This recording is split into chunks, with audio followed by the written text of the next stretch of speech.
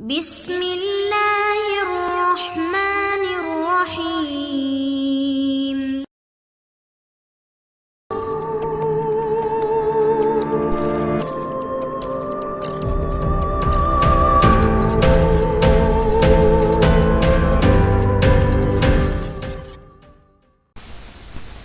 السلام علیکم دوستوں، اشتاق احمد ناول، جرال اور انسپکٹر جمشید۔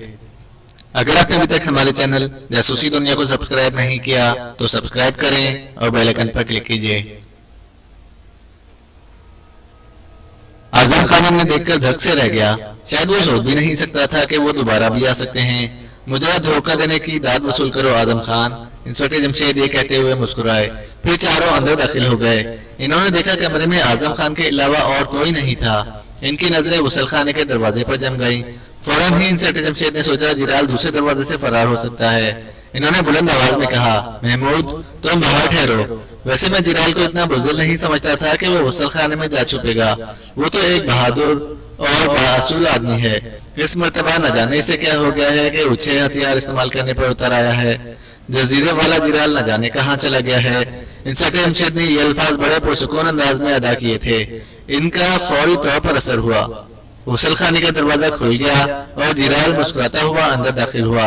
میں بزدل نہیں انسپکٹر جمشید، لیکن اس مرتبہ میں جن لوگوں کے لیے کام کر رہا ہوں وہ ضرورت سے زیادہ محتاط ہیں۔ ان کی پہلی شرط یہ ہے کہ میں ان کی ہدایت پر حرف بہ حرف عمل کروں گا اور اپنے اصول اور بہادری کی خاطر ان کی ہار کا سبب نہیں بنوں گا۔ پیشکش اتنی بڑی تھی کہ مجھے ماننا ہی پڑی، لیکن اس کے باوجود میں اپنے اصولوں پر بھی قائم ہوں اور بزدل بھی نہیں بنا۔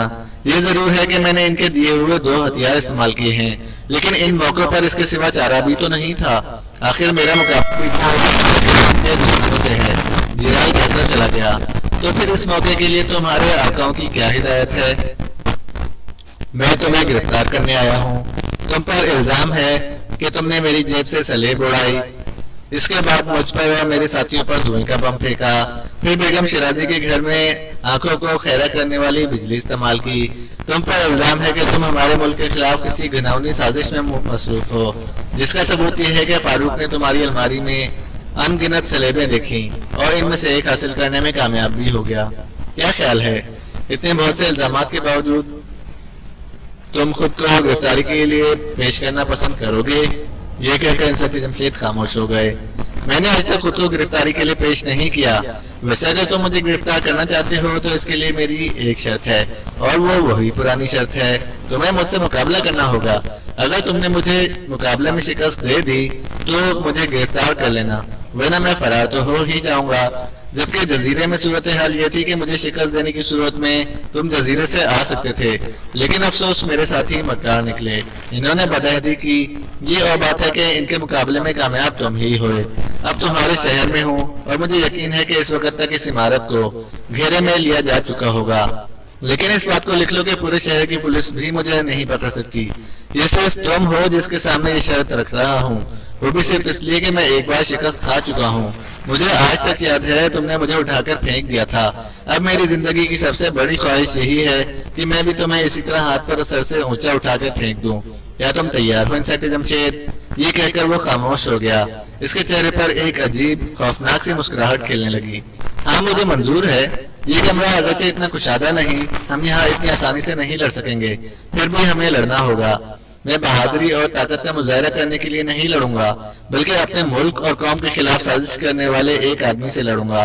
اسے شکست دینا اپنا ایمان سمجھ کر لڑوں گا، اور اس کے ساتھ ہی میں اپنے بچوں کو یہ ہدایت کرتا ہوں کہ اگر میں جرال کے مقابلے پر شکست کھا گیا تو وہ مل کر اسے روکیں گے، چاہے اس مقابلے میں انہیں اپنی جان سے ہی کیوں نہ ہاتھ دھونے پڑیں، کیونکہ یہ کوئی ذاتی معاملہ نہیں ہے، ملک اور قوم کا معاملہ ہے۔ ضرور ضرور، مجھے کوئی اعتراض نہیں ہوگا۔ تمہارے بعد میں تمہارے بچوں کو خوش آمدید کہوں گا، میں ان کا دل نہیں توڑوں گا۔ ارے مگر تم نے محمود کو باہر کیوں بھیج دیا؟ کیا چھپ کر حملہ کرنے کا ارادہ ہے؟ اس کا لہجہ مذاق اڑانے والا تھا۔ نہیں، میں نے سوچا تھا کہیں تم دوسرے دروازے سے فرار نہ ہو جاؤ۔ انسپکٹر جمشید ہنس کر بولے، میں ان لوگوں میں سے نہیں۔ بہت اچھا محمود، تم اندر آ جاؤ، انسپکٹر جمشید بلند آواز میں بولے۔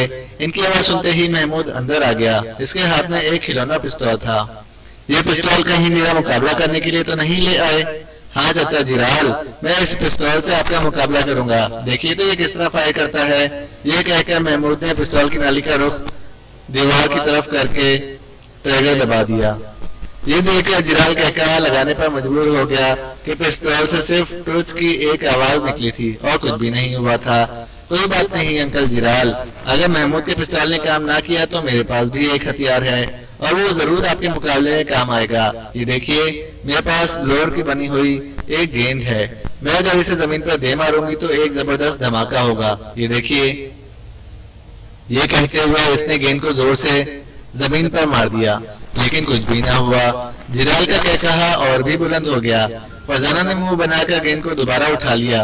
अब फारूक की बारी थी। इसने कहा, माफ कीजिएगा अंकल साहब, ये दोनों तो हैं बेवकूफ जो आपके मुकाबले पर बेकार किस्म की चीजें ले आए हैं, जबकि आप धुएं की बम और बिजली के बम इस्तेमाल कर चुके हैं। लेकिन मैं पीछे नहीं रहा, मैं आपके शायानी शान एक चीज लाया हूँ और वो चीज है रबड़ की एक नलकी। बस मैं इस नलकी को मुंह में रखकर एक फूंक मारूंगा और आप हवा बनकर उड़ जाएंगे और फिर हमारे साइंसदान इस हवा को गिरफ्तार करके इसका तज्जिया करेंगे और आपको गोश्त पोस्ट की हालत में ले आएंगे। कहिए कैसी रही? क्या आप इस नलकी को देखना पसंद करेंगे?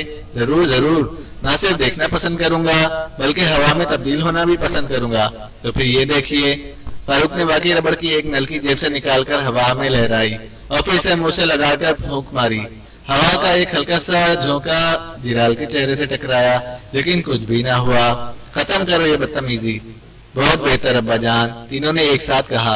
आओ जिराल, तुम भी किन की बातों में आ गए, आओ हम दो दो हाथ कर लें। ठीक है, लेकिन इससे पहले मैं ये जानना चाहता हूँ, तुम लोगों को ये कैसे मालूम हो गया कि मैं दोबारा इसी इमारत में रिहाइश पजीर हूँ? ये बात मालूम करने का सहरा महमूद, फारूक और फरजाना के सर जाता है। इंस्पेक्टर जमशेद बोले, आखिर इन्होंने कैसे मालूम कर लिया? जिराल के लहजे में भला की हैरत थी। ये इनका मामला है, अगर ये अपना राज बताना चाहे तो मुझे कोई एतराज नहीं होगा। जी नहीं अब्बा जान, हम दुश्मन को अपना राज बताने के हक में नहीं हैं। मिस्टर जिराल, तुमने बच्चों का जवाब सुना? हाँ सुना। मैं मालूम करना भी नहीं चाहता, क्योंकि आज से पहले मुकाबले में इस इमारत को दोबारा ठिकाना बनाने की गलती नहीं करूंगा। हम भी तुमसे एक बात पूछना चाहते हैं। अचानक महमूद ने कहा, जरूर पूछो। तो फिर ये बता दो, ये सलेबों का क्या चक्कर है? आखिर तुम लोग चाहते क्या हो? ये तो खैर नहीं बताया जा सकता। इसका मतलब ये है कि जिस हद तक हम कंजूस हैं, इसी कदर तुम भी कंजूस हो। महमूद ने जलकर कहा, बुरी बात है महमूद, बड़ों को कंजूस नहीं कहते। अच्छा आइंदा मैं छोटों को कंजूस कहा करूंगा। फारूक, तुम बहुत कंजूस हो। शुक्रिया भाईजान, इस बहस को खत्म करो। जमशेद, क्या सोच रहे हो? अब मुकाबला शुरू हो जाना चाहिए। जिराल ने इन्हें ललकारा। बहुत नेक ख्याल है, तो फिर आओ। बहुत अच्छा। महमूद, फारूक, फरजाना, जिराल इस मर्तबा हमारे मुल्क का दुश्मन बनकर आया है। अगर मैं इसके मुकाबले में शिकस्त खा गया तो तुम्हें मेरी तरफ से इजाजत है, जो जी में आए करना। बहुत बेहतर अब्बा जान। हाँ हाँ, इन्हें मेरी तरफ से भी इजाजत है, जो जी में आए कर सकते हैं। नहीं अंकल जिराल, आप हमारे अंकल तो लेकिन हो नहीं सकते। फारूक कुछ कहते कहते रुक गया। क्यों, क्या हुआ? अचानक ये ख्याल कैसे आ गया? हमारे अंकल्स तो प्रोफेसर दाऊद हैं, खान रहमान हैं, जो वतन के दोस्त हैं, वतन के लिए जान की बाजी भी लगाने के लिए तैयार हैं। फिर जो शख्स वतन का दुश्मन है वो हमारा अंकल किस तरह हो सकता है? तुम बिल्कुल ठीक कहते हो फारूक, मुझे अफसोस है हम जिराल को इस वक्त तक अंकल क्यों कहते रहे, और मुझे भी इस बात का दुख है। कुछ अफसोस को बाकी रहने दो, अभी तो मैं अपने बाप की मौत पर भी तो रंज करना है। जिराल पहली मर्तबा घुर्राया। इन्होंने चौंक कर इसे देखा। इसका चेहरा सुर्ख हो गया था, आंखें अंगारों की तरह दहकने लगी थीं। इसके साथ ही इसने इंस्पेक्टर जमशेद पर छलांग लगा दी। वह होशियार थे, अपनी जगह से इतना ऊंचा उछले कि जिराल के सर पर से होते हुए इसकी कमर पर आ गए। दूसरे ही लम्हे इनकी लात इसकी कमर पर पूरी कुव्वत से लगी। वो 2-4 कदम लुढ़खड़ा गया। मालूम होता है तुमने भी इस दौरान मुझसे मुकाबला करने की पूरी तैयारी की है, जिराल के मुंह से निकला। इसके साथ ही वो बिजली की सी तेजी से पलटा था। मैं अपने दुश्मन को कमजोर कभी ख्याल नहीं करता, यही वजह है कि आज मैं भी तैयार हूँ। खैर कोई बात नहीं, अभी तो मैंने पहला वार किया था, लो मेरा दूसरा वार संभालो। ये कहते ही जिराल तेजी से नीचे झुका। इसने एक हाथ फर्श पर टिकाया और फिर इंस्पेक्टर जमशेद का पूरा जिस्म इसके हाथ पर बिजली की सी तेजी से नाचने लगा। इसकी 2 टांगें और एक हाथ हथौड़े की तरह इंस्पेक्टर जमशेद के मुंह से टकराए और वो पूरे जोर से दीवार से टकरा गए। इनके हलक से एक कराह निकल गई। महमूद, फारूक और फरजाना की आंखें حیرت اور خوف کے مارے پھٹی کی پھٹی رہ گئی. انہوں نے ایسا کرتب اپنی زندگی میں کبھی نہیں دیکھا تھا. اتنے میں جیرال اپنے پیروں پر کھڑا ہو چکا تھا، جبکہ انسپکٹر جمشید کو یوں محسوس ہو رہا تھا جیسے ان کا ایک ایک جوڑ ہل گیا ہو. وہ اٹھنے کی ناکام کوشش کر رہے تھے کہ جیرال ان کے سر پر پہنچ گیا. ان کے دیکھتے ہی دیکھتے اس نے انسپکٹر جمشید کو دونوں ہاتھوں پر سر سے اونچا اٹھا لیا. اسی وقت اس کی چہکتی ہوئی آواز ان کے کانوں سے ٹکرائی. انسپکٹر جمشید کے بچوں، دیکھ لو، میں نے اپنا وعدہ پورا کر دکھایا ہے. جزیرے میں تمہارے والد نے مجھے جس طرح اٹھا لیا تھا، آج میں نے انہیں اسی طرح اٹھا لیا ہے. اب بتاؤ میں انہیں کون سی دیوار پر دے ماروں؟ یہ کہہ کر وہ وحشیانہ انداز میں ناچنے لگا، بلا کی تیزی سے، یوں جیسے نہ جانے کب سے ناچنے کے لیے ترس رہا ہو. ساتھ میں اس کے بلند بام کہے بھی کمرے میں گونج رہے تھے. محمود فاروق اور فرزانہ کا تو اس وقت وہ حال تھا کہ کاٹو تو بدن میں لہو نہیں. ان کے رنگ دودھ کی طرح سفید پڑ گئے تھے، دل بیٹھے جا رہے تھے.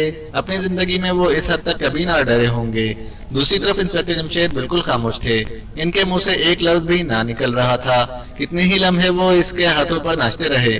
محمود فاروق اور فرزانہ اگر چاہتے تو ان کے لیے بہت کچھ کر سکتے تھے، لیکن یہ لڑائی کے اصول کے خلاف تھا اور انسپکٹر جمشید نے انہیں سختی سے منع کر دیا تھا کہ درمیان میں دخل نہیں دیں گے. اعظم خان بھی حیرت سے آنکھیں پھاڑے اس منظر کو دیکھ رہا تھا. لو محمود فاروق، فرزانہ، سنبھالو اپنے باپ کی لاش کو، انسپکٹر جمشید کی لاش کو، جو مجرموں اور جاسوسوں کے لیے ہوا بن چکا تھا. میں نے آج اسے شکست دے دی، آج کے اس بے بسی پر دے مارا. لیکن دوسرا لمحہ اس کی زندگی کا بھی حیران کن ترین لمحہ تھا. انسپکٹر جمشید کا جسم دیوار سے نہیں ٹکرایا تھا. انہوں نے دونوں ہاتھوں سے خود کو دیوار سے ٹکرانے سے بچایا تھا، اور خوبی یہ کہ فرش پر گرے بھی نہیں، اپنے پیروں پر صحیح سلامت کھڑے مسکرا رہے تھے. جیرال دھک سے رہ گیا. اسی وقت انہوں نے آگے بڑھ کر جیرال کو دائیں ہاتھ سے پکڑ کر ایک زوردار جھٹکا مارا. وہ دیوار سے ٹکرایا، لیکن ہاتھ اب بھی ان کی گرفت میں ہی رہا تھا. انہوں نے ایک جھٹکے پر ہی بس نہ کی، ادھر سے ادھر دیوار سے اسے ٹکراتے چلے گئے. جیرال کے منہ سے نکلنے والی چیخیں حد درجے ہولناک تھیں. آخر وہ نیم مردہ ہو کر گر پڑا. انسپکٹر جمشید نے اس کا ہاتھ چھوڑ دیا اور بلند آواز میں بولا، اب آپ لوگ اندر آ سکتے ہیں. اس صدی کا سب سے بڑا مجرم آپ کے سامنے پڑا ہے، اسے گرفتار کر لیں، باقی باتیں میں خود معلوم کر لوں گا. دروازہ کھل گیا اور کئی بڑے بڑے آفیسر اندر داخل ہوئے. ان میں آئی جی صاحب اور ڈی آئی جی صاحب بھی موجود تھے. ہتھکڑیوں کا جوڑا جیرال کی طرف بڑھنے لگا، لیکن اچانک اس نے چونک کر کہا، نہیں، تم مجھے گرفتار نہیں کر سکتے. یہ کہتے ہی اس نے دایاں پاؤں فرش پر مارنے کے لیے اٹھایا اور اس کے ساتھ ہی محمود نے پستول کا ٹریگر دبا دیا. سفید رنگ کا دھواں سا پستول کی نال سے نکلا، ساتھ ہی جیرال کا پاؤں فرش سے ٹکرایا، لیکن وہ دھک سے رہ گیا. کوئی دھماکہ نہیں ہوا تھا. تم نے دیکھا اس کھلونا پستول کا کمال؟ اب سمجھ میں آیا اس کا استعمال؟ محمود نے کہا. جیرال نے بکھلا کر جیب میں ہاتھ ڈالا اور کوئی گول سی چیز فرش پر اچھال دی، لیکن اس کے فرش پر گرنے سے پہلے ہی فرزانہ کی گیند فرش سے ٹکرا چکی تھی. اس میں سے ایک شعلہ نکلا. ادھر دھوئیں کا بم پھٹا، لیکن رد عمل حیرت انگیز تھا. دھواں چشمے زدن میں غائب ہو گیا.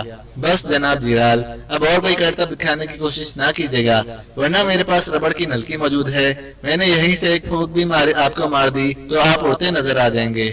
پھر نہ کہیے گا خبر نہ ہوئی. جیرال کی سٹی شاید گم ہو چکی تھی. اس نے حرکت کرنے کی کوشش نہ کی. اس کے ہاتھوں میں ہتھکڑیاں ڈال دی گئیں. تھوڑی دیر بعد اسے کمرے سے لے جایا جا رہا تھا اور وہ اسے جاتے ہوئے دیکھ رہے تھے. آج جیرال خاموش تھا. اس نے کمرے سے نکلتے ہوئے کچھ بھی تو نہ کہا. دوسرے دن انسپکٹر جمشید اپنے گھر میں بیٹھے شام کی چائے پی رہے تھے کہ فون کی گھنٹی بجی. وہ فون سننے میں مصروف ہو گئے. فون کا ریسیور رکھنے کے بعد ان کے چہرے پر ایک پرسرار مسکراہٹ رنگ گئی. کیا بات ہے ابا جان، آپ مسکرا رہے ہیں؟ ہاں، میرا ایک اندازہ بھی ابھی پورا ہوا ہے.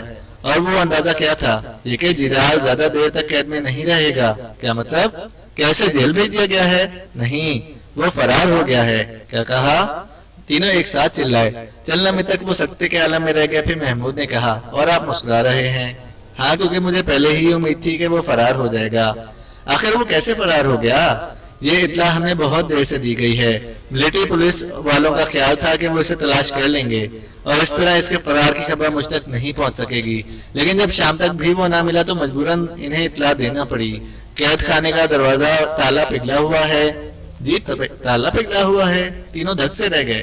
ہاں، اس کے پاس کوئی ضرور ایسی چیز تھی جس سے اس نے تالے کو پگھلنے پر مجبور کر دیا. اوہ، اب کیا ہوگا؟ وہ ہمیں جاتے ہوئے کوئی پیغام ضرور دے گا. آؤ کمرے میں چل کر سلیب پر اس کا پیغام سنیں. لیکن اب تک تو وہ نہ جانے کہاں پہنچ چکا ہوگا. ظاہر ہے وہ سمندروں میں سفر کرنے کا ماہر ہے. اس نے ضرور کوئی بندوبست کر رکھا ہوگا. بے شک اس کے باوجود وہ ہمارے کو پیغام ضرور دے گا. میرا خیال ہے یہ سلیب کافی دور کے پیغام بھی پکڑ سکتی ہے. وہ کمرے میں آ گئے اور سلیب کی میز کے گرد بیٹھ گئے. پھر نہ جانے وہ کتنی دیر تک انتظار کرتے رہے. آخر رات کو 8 بجے سلیب کے ہیرے چمکنے لگے اور بھیں بھیں کی آواز گونجی اور پھر جلال کی آواز سنائی دی. جمشید، امید ہے تم سلیب پر کان لگائے بیٹھے ہوگے. میں جا رہا ہوں. تم اس مرتبہ پھر جیت گئے، لیکن یہ منصوبہ ضرور کام ہوگا. میں تمہارے ہی ملک کے مشرقی حصے میں جا کر اسے آگے بڑھاؤں گا. ہمت ہے تو وہیں آ جانا، ملاقات ہو جائے گی. اور ہاں، اپنے بچوں کو ساتھ لانا نہ بھولنا. وہ مجھے بہت پسند آئے ہیں. میں انہیں اپنے وطن لے جانا پسند کروں گا. یہ بچے اس ملک میں اچھے نہیں لگتے. ان کا مقام تو میرا ملک ہے، میرا ملک. ختم شد.